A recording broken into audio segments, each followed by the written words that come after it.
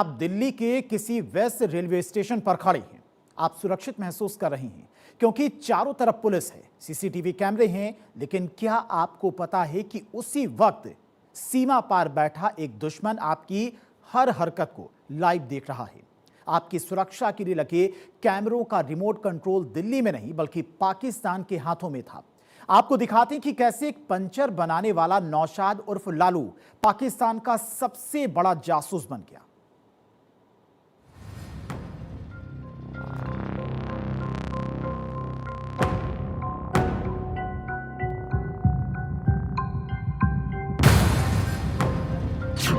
Puncture की दुकान या गद्दारी का हेडक्वार्टर,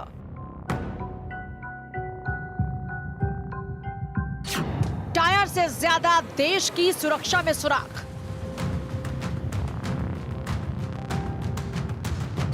पैसे का लालच, वतन से गद्दारी।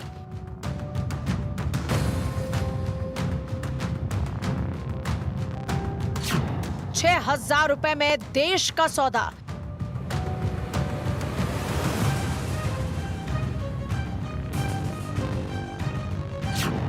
गद्दारों ने बिछाया था जासूसी का डिजिटल जाल।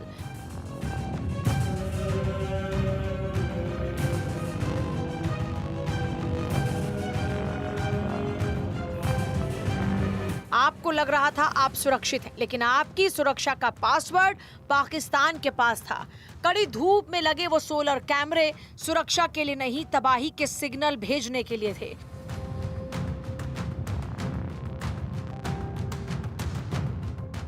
गुपचुप साजिश, डिजिटल जासूसी और 22 चेहरे।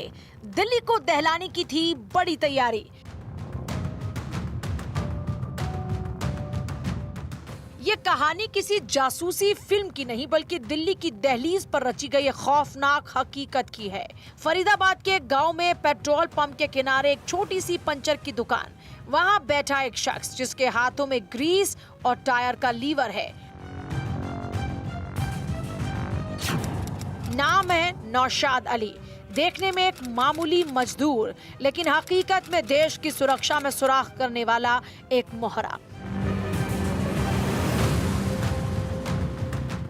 नौशाद अकेला नहीं था, इसके पीछे खड़ा था मेरठ का सुहेल और उसके पीछे सरहद पार बैठे वो आका जिन्हें भारत की बर्बादी का इंतजार है।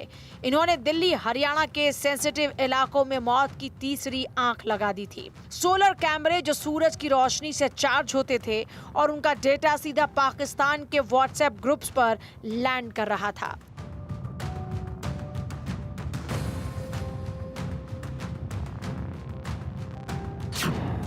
बाईस गिरफ्तारियां, 50 कैमरों का टारगेट और हर फोटो की कीमत सिर्फ 4 से 6,000 रुपए।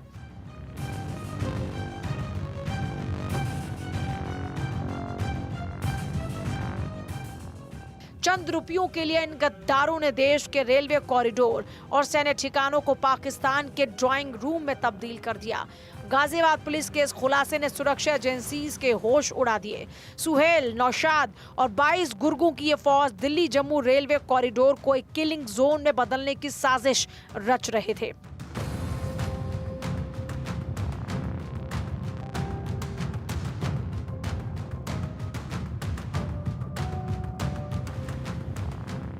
आज हम उस सुराख की कहानी बताएंगे जिससे पाकिस्तान हमारे मुल्क के अंदर झांक रहा था। वो जासूस जो खाते हिंदुस्तान की थे लेकिन काम पाकिस्तान का किया करते थे। दिल थाम लीजिए क्योंकि यह खुलासा आपके पैरों तले से जमीन खिसका देगा। Bureau report, Bharat 24।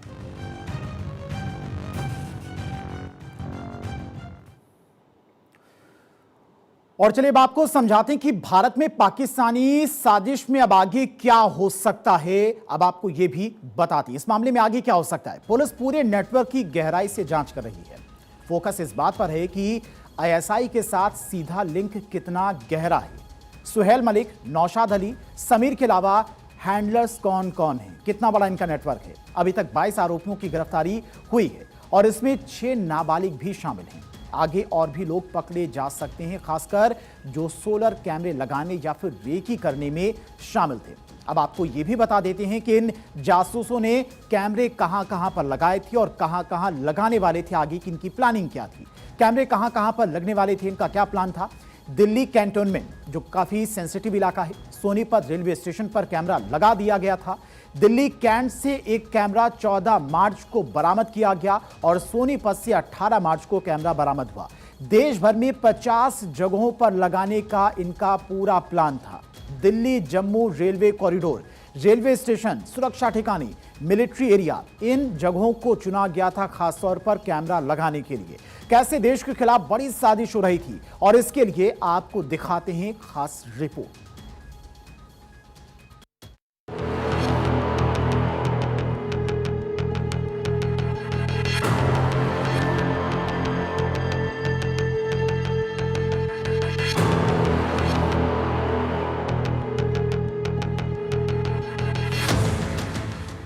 जासूसी कहानी नहीं है, ये दिल्ली की नब्ज पर रखे गए उस डेथ कैमरे का सच है जिसका रिमोट कंट्रोल पाकिस्तान में था। फरीदाबाद के एक छोटे से गांव नचौली से लेकर दिल्ली कैंट के संवेदनशील रास्तों तक गद्दारों ने सोलर कैमरों का एक ऐसा जाल बिछाया जिसकी खबर ना तो परिंदों को हुई और ना ही पहरेदारों को। एक पंचर की दुकान, 8वीं पास एक जासूस और हर फोटो की कीमत महज 5,000 रुपए। भारत की सुरक्षा में लगे ये कैमरे देश की रखवाली के लिए नहीं बल्कि मुल्क की मुखबरी के लिए लगाए गए थे। सुहेल, नौशाद और 22 गुर्गों की ये फौज दिल्ली जम्मू रेलवे कॉरिडोर को एक किलिंग जोन में बदलने की साजिश रच रही थी। गाजियाबाद के थाना कौशाम्बी में सूचना प्राप्त हुई थी कि कुछ लोगों के मोबाइल में सुरक्षा बल के ठिकाने, रेलवे स्टेशन में कुछ सेंसिटिव इंस्टॉलेशंस के फोटो वीडियो हैं जो उनके द्वारा अन्यत्र शेयर किए जा रहे हैं। इसी सूचना पे कार्य करते हुए गाजियाबाद पुलिस के द्वारा 6 लोगों को गिरफ्तार किया गया था। इसी क्रम में कार्य करते हुए अब तक गाजियाबाद पुलिस के द्वारा 21 लोगों को गिरफ्तार कर माननीय न्यायालय के समक्ष प्रस्तुत कर जेल या जुवेनाइल जस्टिस होम भेजा गया है।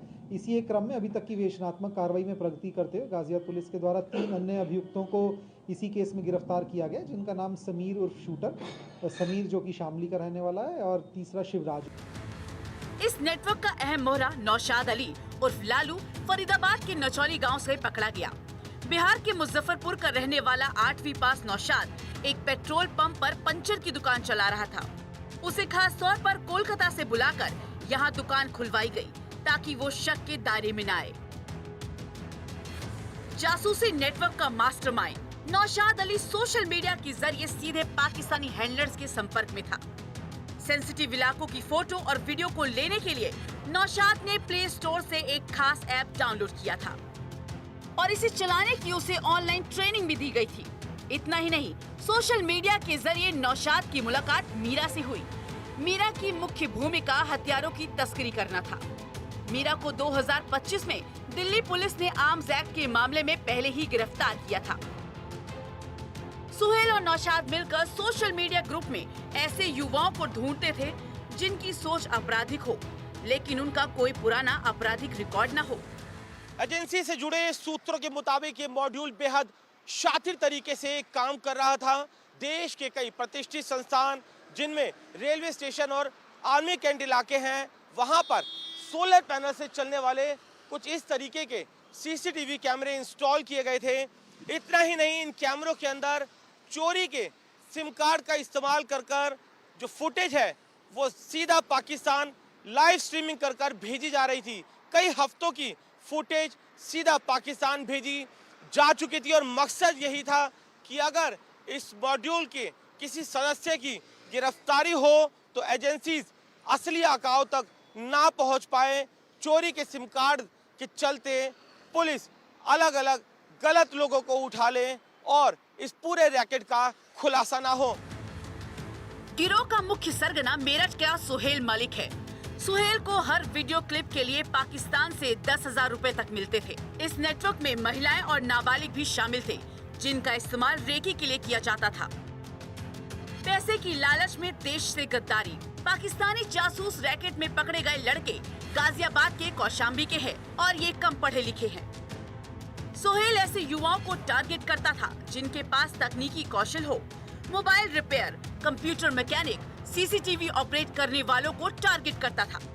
सुहेल ऐसे लड़कों को इंस्टाग्राम के जरिए भर्ती करता था। पाकिस्तान के लिए जासूसी करने वाले ये सभी आरोपी रील बनाने का ड्रामा करते थे और उसी आड़ में संवेदनशील लोकेशन का वीडियो फोटो खींच लेते थे। एरिया की लोकेशन देते थे ताकि कोई इन पर शक न करे। ये गिरोह तकनीकी रूप से सक्षम लेकिन आर्थिक रूप से कमजोर युवाओं को निशाना बनाता था। इन्हें रेलवे स्टेशन और सैन्य ठिकानों की फोटो वीडियो भेजने के बदले 4000 से 6000 रुपए दिए जाते थे। इनका सबसे खतरनाक पहलू था सोलर पावर्ड सिम आधारित सीसीटीवी।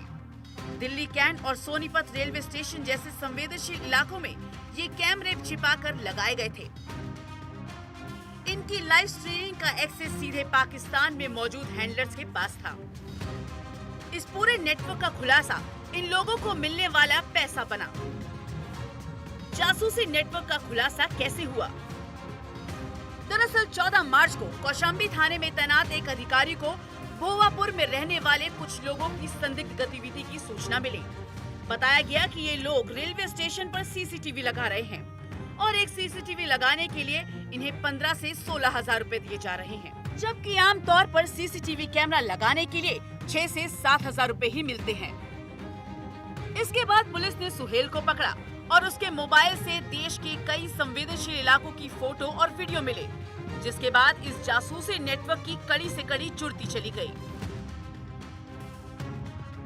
एजेंसी से जुड़े सूत्रों के मुताबिक ये मामला महज जासूसी या फिर सामान्य अपराध से जुड़ा हुआ नहीं है, बल्कि राष्ट्रीय सुरक्षा से जुड़ा एक बड़ा संभावित साजिश की ओर इशारा कर रहा है। पाकिस्तान में बैठे इनके आका इस मॉड्यूल को कुछ इस तरीके से ऑपरेट कर रहे थे कि मॉड्यूल में शामिल संदिग्धों को एक दूसरे के बारे में ज़्यादा जानकारी नहीं थी। सूत्रों का ये भी कहना है कि कुछ इस तरीके के मॉड्यूल देश के कई और राज्यों के अंदर भी हो सकते हैं, जो कई प्रतिष्ठित संस्थानों की जानकारी और फुटेज सीधा पाकिस्तान से पहुंचा रहे हो सकते हैं। यही वजह है कि एजेंसीज ने देश के कई बड़े शहरों में लगे सीसीटीवी कैमरों का राष्ट्रव्यापी ऑडिट करने का भी आदेश दिया है, जिससे इस तरीके के संदिग्धों तक एजेंसीज की नजर पहुंच सके।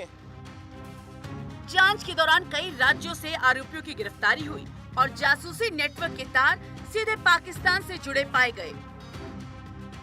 जांच एजेंसियों का फोकस नेटवर्क से जुड़े बाकी लोगों की पहचान करना, पाकिस्तान में बैठे हैंडलर्स की भूमिका पता करना, किन संवेदनशील इलाकों की जानकारी भेजी गई, जासूसी के लिए इस्तेमाल किए गए डिजिटल माध्यम का पता लगाना है।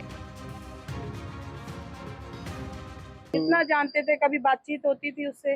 इतनी बातचीत होती थी मैम, वो बताता था कोलकाता से रहने वाला हूँ, वो कोलकाता में काम करता था, मुजफ्फरपुर का रहने वाला था। तो यहाँ कैसे किसके कहने पे आया था? मैम वो एक रविंदर नाम का था, उन्होंने भेजा हुआ था। मुमताज वहाँ पे मेवलापुर में काम करता है वो, वहाँ से। क्या हुआ जब पुलिस आई तो कुछ पूछताछ करी है? जब पुलिस पूछताछ कर रही थी तो आपको कुछ लगा कि वो कहीं डरा हुआ है या कुछ है? नहीं मैम, वो तो पंचर बना रहा था मैम उस टाइम। पंचर बना रहा था।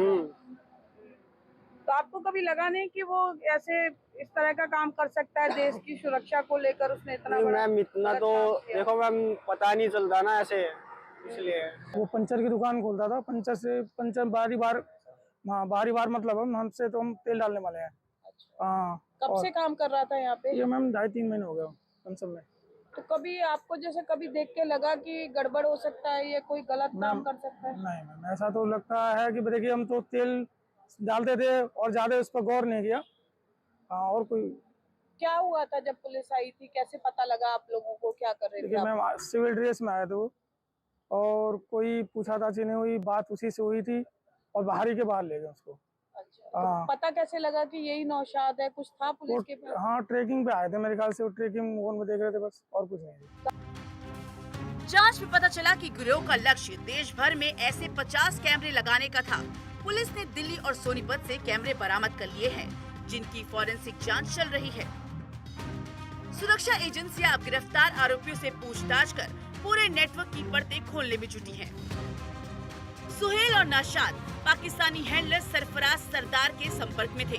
वो वीपीएन का इस्तेमाल कर अपनी पहचान छुपाते हुए अलग अलग कम्युनिकेशन एप्स के जरिए मॉड्यूल के लगभग 40 सदस्यों के संपर्क में रहता था। सुहेल ने चोरी की सिम कार्ड करीब 1000 रुपए की कीमत पर खरीदी। जिसे उसने मॉड्यूल के कई सदस्यों के बीच बांट दिया।